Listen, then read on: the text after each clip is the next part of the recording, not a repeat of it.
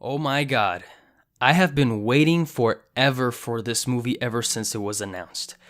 Actually, scratch that. I have been waiting for this ever since I finished watching the anime back in I don't know how many years ago. So I should be thanking Netflix for this movie. Or should I be pissed at them? Let's find out.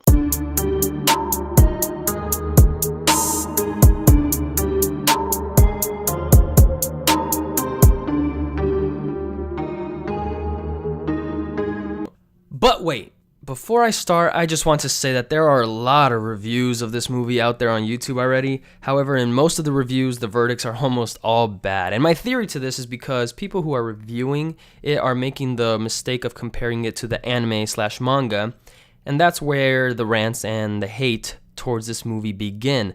Most of the reviews go something like this.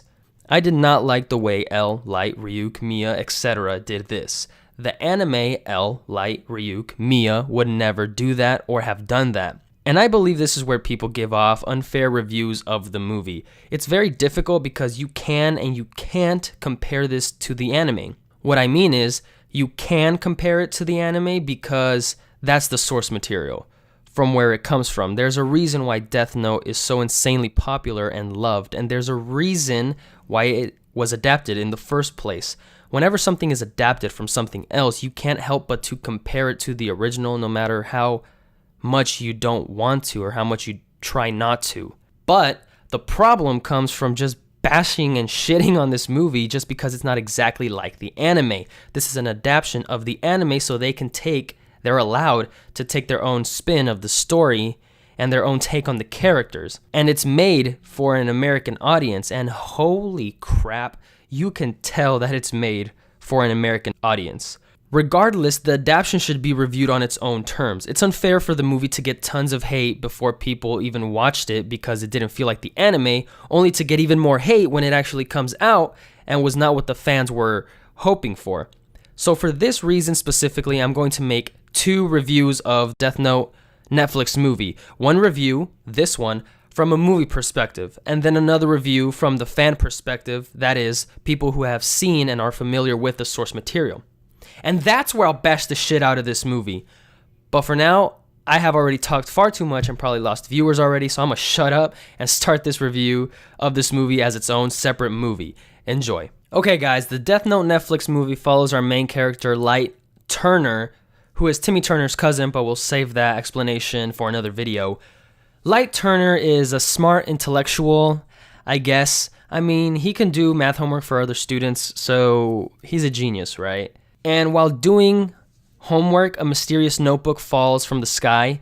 Yeah, that's right, you guessed it. The Death Note. A notebook with the power to kill anyone whose name is written in it. And from there, Light wants to rid the world of evil, and now we must stop him from ridding the world of evil, right? And that's the gist of our story. A big problem this movie suffers from is its unlikable main characters. Light Turner and Mia, whatever her last name was, I forgot.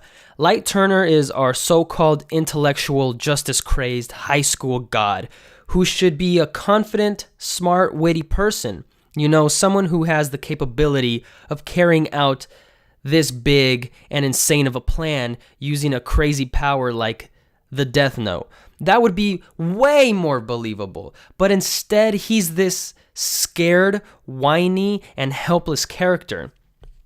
So when you place a character like Light Turner with an objective as crazy as ridding the world of evil and becoming a god, it is very hard to execute that well to your audience because we simply can't buy it. I mean, for example, the very first time Light uses the Death Note is on a freaking high school bully. What? And not only does he kill a high school bully, he decapitates him on some Final Destination type shit. He is shocked for a night before he actually upgrades to the type of people who deserve to die, who actually deserve the Death Note type of punishment. But all in all, his character I felt was very weak and unlikable, and pairing this type of character with such a crazy goal, you can't buy it. It does not work out well. And what's worse is he doesn't transition or evolve from the beginning of the movie to the end of the movie. He stays the same scared, whiny, helpless character from beginning to end. So that makes it even worse. Also, he shows his death note and tells Mia how it works and everything just to impress her, just to talk to her. I don't know. That's something that you kind of keep to yourself. Hey, I have the power to kill anybody. Would you like to know how it works? No, that's something that you would keep to yourself like a superhero identity. But no, Light was like, fuck it, this might get me laid. The other main character, I guess you could say, was a main character because these two basically went hand in hand, is the Mia chick. Holy crap, she was the most annoying part of this movie, in my opinion. This bitch is psycho as hell. There are multiple times in this movie where she gets Niagara Falls type wet when anything kill or death related is mentioned. For example, there was one scene where they're just chilling in Light's bed, just your average Friday night with your girl, writing down names of criminals and killing them in creative ways. But anyways, they were basically taking little intermissions between killing people just to make out aggressively. And I was like, damn, you guys are fucking weird. But she was so obsessed with the thought of killing people, way too much. Like at one point, she wanted to kill Light's dad just because he talked smack about Kira. Like, girl, chill out. She wants to use the Death Note and kill people way more than Light, who, mind you, has had his mom killed by a criminal, which makes way more sense why he would be doing this than why Mia would want to be this obsessed with killing people. I don't even think they gave her a reason as to why she would need to be this crazy about killing criminals. And Light sees this psycho side of her throughout the movie, but just his high school hormones are flaring to the point where he thinks more with his penis than his head, so he doesn't really do anything about it. Ryuk, I thought and I knew before this movie came out, was awesome. Just like how I thought he would be from the trailers. Mysterious, weird, creepy, and scary when it called for it. Visually, he did seem way better hidden in the shadows or blurred out a bit in the background with like those glowing yellow eyes than whenever they actually showed his face. It just threw me off at times whenever I saw Ryuk's face like really clearly. He was also very freaking wrinkly. I don't know why. The Ryuk in the anime. Oh, wait, no comparison. But yeah, Ryuk's face did throw me off whenever you can see it clearly. So I thought it would have worked out better if he was more hidden in the shadows and blurred out throughout the movie. So William Dafoe, my hat off to you, sir. You did great in voice acting the voice for Ryuk. Alright, the last character I want to talk about is L, who is our hero / antagonist to our anti-hero / protagonist, Light. L is an independent investigator who is the best in the business, there's nothing he can't solve. I really liked his character. It's probably L and Ryuk who were my favorites in this movie. But L is an intellectually gifted person who is weird and awkward and has this constant need to eat sweets throughout the movie. I thought the actor did a very good job at portraying a weird, awkward, yet clever and smart person who is tracking down Kira.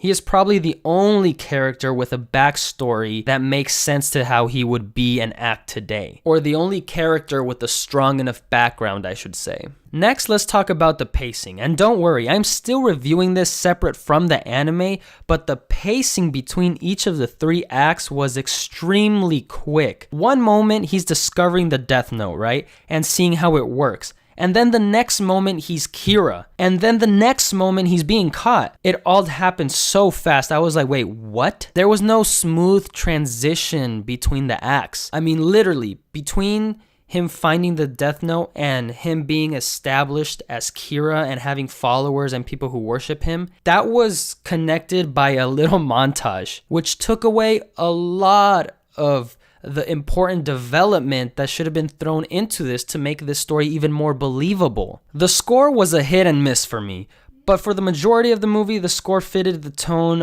of the movie really well, but then there were some that just missed completely.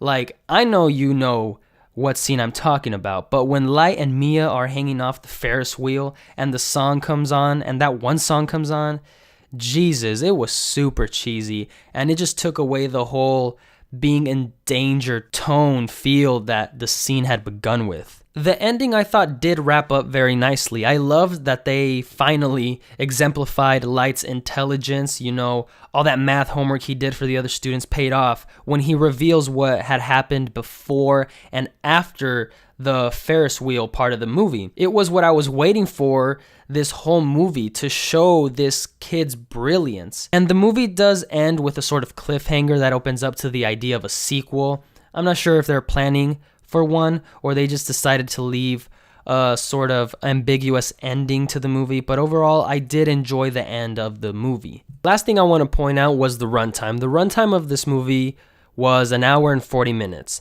And usually I would not say this, but this movie should have been longer to flesh out the characters and build up the idea of Kira more, and to have more time to execute the interesting plot that they were trying to tell. But those are my thoughts on the movie, so now it's time for the verdict, and I'm going to give the Death Note Netflix movie a 6-inch.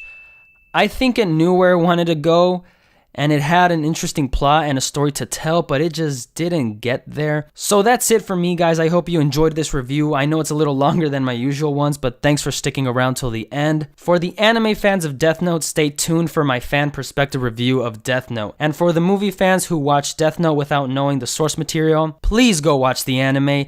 Even if you're not a fan of anime, it's a great series, great characters, a great story, fast, steady pacing, plot twists, back and forth cat and mouse games between the two intellectuals of the show. Oh god, it's so great. I'll probably watch it again. This movie made me want to watch the show again. Yeah, that's all I gotta say. Hope you all enjoyed, and see you next time. Peace.